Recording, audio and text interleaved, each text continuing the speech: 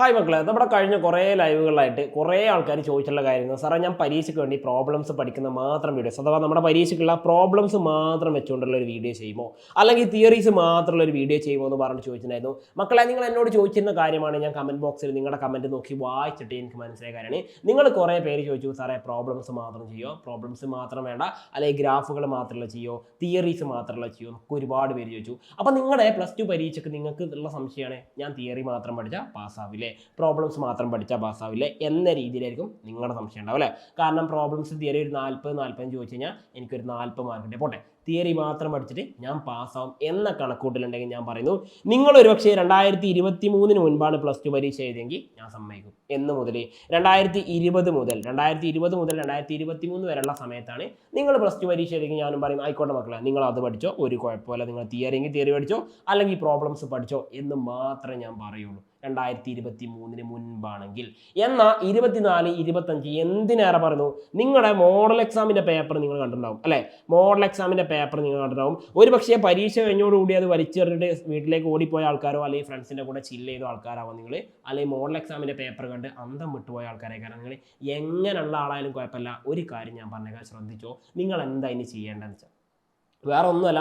നിങ്ങൾക്ക് സംശയം ഉണ്ടാകും സാറേ ഞാൻ പ്രോബ്ലംസ് മാത്രം പഠിച്ചാൽ പോരെ, പ്രോബ്ലംസിൻ്റെ മാത്രം വീഡിയോ ചെയ്തുതരുമോ, അല്ലെങ്കിൽ തിയറീസ് മാത്രം പഠിച്ചാൽ പോരെ, തിയറീസ് മാത്രം വീഡിയോ ചെയ്തുതരുമോ. ഇങ്ങനെ 2 ചോദ്യങ്ങൾ നിങ്ങൾ എന്നോട് ചോദിച്ചപ്പം ഞാൻ പലവട്ടമായിട്ട് നിങ്ങളോട് ലൈവിൽ പറഞ്ഞിട്ടുണ്ടായിരുന്നു. ഇതാ ഞാൻ വീണ്ടും ഇവിടുന്ന് ആവർത്തിക്കുന്ന കാര്യത്തിലുള്ളൂ. നിങ്ങൾ ജസ്റ്റ് ഈ ഒരു ക്വസ്റ്റ്യൻ നോക്കുക. ഈ ക്വസ്റ്റ്യൻ വേറെ ഒന്നുമല്ല, നിങ്ങളുടെ 2026 ഇപ്പോൾ കഴിഞ്ഞ മോഡൽ എക്സാം ഉണ്ടല്ലോ, ആ മോഡൽ എക്സാമിലെ 19ാമത്തെ ക്വസ്റ്റ്യൻ ആണിത്. എന്താണ്?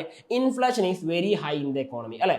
ഇൻഫ്ലേഷൻ എന്ന് കാണുമ്പോൾ തന്നെ നിങ്ങൾക്കറിയാം എന്താണ് പണപ്പെരുപ്പം. ആ പണപ്പെരുപ്പമായിട്ട് ബന്ധപ്പെട്ടെങ്കിൽ RBIയുടെ ടൂൾസുകൾ നമ്മൾ പഠിച്ചിട്ടുണ്ട് അല്ലേ. മോണിറ്ററി പോളിസി ഡയറക്റ്റ് ആയിട്ട് നമ്മളോട് ചോദിക്കുമായിരുന്നു. മോണിറ്ററി പോളിസി മെഷേഴ്സ് ഓഫ് RBIയുടെ പണനയത്തിന്റെ ഉപാധികൾ ഏതൊക്കെയാണെന്ന് ചോദിക്കാറുണ്ട്. പക്ഷേ ഇവിടെ ചോദിച്ചെങ്ങനെയാണ് RBI നടപ്പിലാക്കിയേക്കാവുന്ന ഒരു പണനയത്തിന്റെ ഉപാധി എഴുതാനാണ് പറഞ്ഞത്. പക്ഷേ അത് കുഴപ്പമില്ല, സാധാരണ ഒരു തിയറി ചോദ്യമാണല്ലേ, അതൊരു തിയറി ക്വസ്റ്റ്യൻ തന്നെയാണ് അവിടെ വന്നിരിക്കുന്നത്.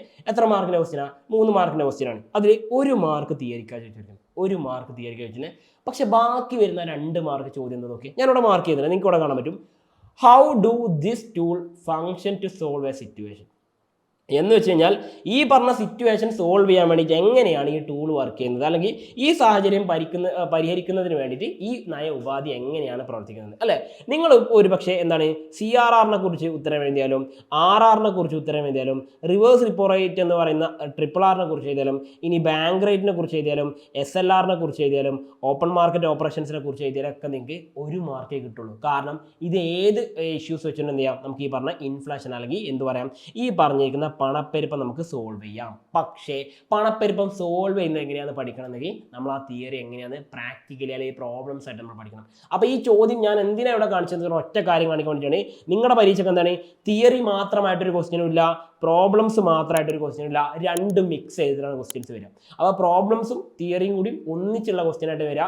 അതിൻ്റെ ഒരു സൂചനയാണ് ഇപ്പോൾ കഴിഞ്ഞ നിങ്ങളുടെ മോഡൽ എക്സാമിൽ തന്നെ. ഞാനിത് നിങ്ങളെ പറഞ്ഞ് പേടിപ്പിക്കാൻ വേണ്ടി പറഞ്ഞ കാര്യമല്ല, ഇങ്ങനെയാണ് നമ്മുടെ പരീക്ഷയ്ക്ക് ഇനിയും വരാൻ പോകുക. അപ്പോൾ നിങ്ങൾ എന്താ ചെയ്യേണ്ടത് വെച്ചാൽ അതിന് ഏറ്റവും ശരിയായിട്ടുള്ള വഴി ഞാൻ അവിടെ പറഞ്ഞത്, നിങ്ങൾ എന്താണ് മക്കളെ ചെയ്യേണ്ടത്, ഒരു കോൺസെപ്റ്റ് പഠിക്കുക, അതിൻ്റെ തിയറി ആയിട്ട് നിങ്ങൾ എഴുതാൻ പഠിക്കും. അപ്പോൾ എന്ത് ചെയ്യും, പ്രോബ്ലംസ് എന്നാൽ അതും ചെയ്യാൻ പഠിക്കും. എന്ന് വെച്ചാൽ എന്താണ്, ഇപ്പോൾ ഉദാഹരണം CRR എന്താ പഠിക്കുന്ന സമയത്ത് ക്യാഷ് റിസർവ് റേഷ്യോ എന്ന് വെച്ചാൽ എന്താ, ഒരു കൊമേഴ്ഷ്യൽ ബാങ്കും റിസർവ് ബാങ്കും തമ്മിലുള്ള ബന്ധമാണ് ഇവിടെ പറയുന്നത് അല്ലേ. കൊമേഴ്ഷ്യൽ ബാങ്കിന് ഒരുപാട് ഡെപ്പോസിറ്റ് വർഷത്തിൽ കിട്ടാറുണ്ട്. ആ കിട്ടുന്ന പൈസ മുഴുവൻ അവർക്ക് എടുത്ത് ലോൺ കൊടുക്കാൻ പറ്റുമോ? ഇല്ല. അപ്പോൾ അവരെന്ത് ചെയ്യണം, സ്വാഭാവികമായിട്ടും കുറച്ച് പൈസ എന്തായിട്ട് ക്യാഷ് ആയിട്ട് ഈ പറഞ്ഞ റിസർവ് ബാങ്കിൻ്റെ അടുത്ത് കൊണ്ടുപോയിട്ട് വെക്കണം. അങ്ങനെ കൊണ്ടുവെക്കേണ്ടതിൻ്റെ പെർസെൻറ്റേജ് നമ്മൾ പറഞ്ഞവരാണ് CRR എന്നുള്ള കാര്യം മനസ്സിലാക്കിയാൽ മതി. ഇതാണ് CRR. ഇനി ഇൻഫ്ലേഷൻ്റെ സമയത്ത് നമ്മൾ CRR എന്ത് ചെയ്യുക, ഇൻഫ്ലേഷൻ്റെ സമയത്ത് CRR റേറ്റ് നമ്മൾ കൂട്ടുന്നു, എന്നാൽ ഡീഫ്ലേഷൻ വരുമ്പോൾ നമ്മൾ CRR റേറ്റ് എന്ത് ചെയ്യുന്നു, കുറക്കുന്നു അല്ലേ. അപ്പോൾ ഇതൊക്കെ സാറേ ഞാൻ പഠിച്ചിട്ടില്ലല്ലോ എന്ന് പറയുമ്പോൾ, എടാ അത് പഠിക്കാനാണ് എന്ത് ചെയ്യുന്നത്, നമ്മുടെ പബ്ലിക് ലൈവ് എക്സാമിന് തൊട്ടുമായിട്ട് പബ്ലിക് ലൈവും കാര്യങ്ങളൊക്കെ വരാറുണ്ട്. അപ്പോൾ അതിലേക്ക് നിങ്ങൾ വന്നു കഴിഞ്ഞാൽ മക്കളെ നിങ്ങൾക്ക് എന്ത് ചെയ്യാൻ പറ്റും, നന്നായിട്ട് ചെയ്യാൻ പറ്റും. ഞാൻ ഈ ഒരൊറ്റ ചോദ്യം നിങ്ങളോട് ചോദിക്കുന്നുള്ളൂ, ഇനിയും നിങ്ങൾ തിയറി മാത്രം പഠിച്ചാൽ ഈ പ്രോബ്ലംസ് മാത്രം പഠിച്ചിട്ട് ഒരു ഭാഗ്യപരീക്ഷണം എന്ന് പറഞ്ഞാൽ വേറെ ഒന്നുമല്ല, നിങ്ങളുടെ +2 പരീക്ഷ ഒരു തവണ നിങ്ങൾ എഴുതുള്ളൂ. നിങ്ങൾക്ക് ഭാഗ്യമുണ്ടാവട്ടെ, അത് ഒരു തവണ മാത്രമായിട്ട് എഴുതാൻ 2ാമത്തെ തവണയ്ക്ക് പോകരുത്. അപ്പോൾ അതുകൊണ്ടാണ് പറഞ്ഞത്, നിങ്ങൾ ഇങ്ങനെ ഒരു ഭാഗ്യപരീക്ഷണത്തിന് ഭാഗ്യപരീക്ഷണത്തിൽ ഒരിക്കലും നിൽക്കരുത് മക്കളെ. അപ്പോൾ അതുകൊണ്ടാണ് ഞാൻ പറഞ്ഞത്, നിങ്ങൾ എന്ത് ചെയ്യുക, ഫസ്റ്റ് ഓഫ് ഓൾ ചെയ്യേണ്ട കാര്യം ഒരു കോൺസെപ്റ്റ് പഠിക്കുക, അത് തിയറി ആയിട്ട് ചോദിച്ചാൽ എഴുതാൻ നമുക്കറിയണം, പ്രോബ്ലംസ് ചോദിച്ചാൽ എഴുതാനറിയണം. ഇതിന് ഏറ്റവും നല്ലൊരു ഉദാഹരണം വേണമെങ്കിൽ ഞാൻ പറഞ്ഞുതരാം, വേറെ ഒന്നുമല്ല. 2025 2025 പരീക്ഷയിൽ മോഡൽ എക്സാമിന് നിങ്ങൾക്കറിയാം TC TVC ആൻഡ് TFC ഇത് മൂന്നും നിങ്ങൾ കേട്ടിട്ടുള്ള ആൾക്കാരാണല്ലേ. പക്ഷേ മോഡൽ എക്സാമിന് ചോദിച്ചു, പബ്ലിക് എക്സാമിന് ചോദിച്ചത് രണ്ട് രീതിയിലാണ്. ഈ പറഞ്ഞിരിക്കുന്ന TC കാണാനുള്ള ഇക്വേഷൻ ചോദിച്ചു, അതുപോലെ നമ്മളോട് ചോദിച്ചു delta TC divide by delta Q എന്ന് പറഞ്ഞാൽ എന്താണ് എന്നാണ് ചോദ്യം വന്നത്. അതെന്താ? അത് തിയറി ക്വസ്റ്റ്യനാണ്.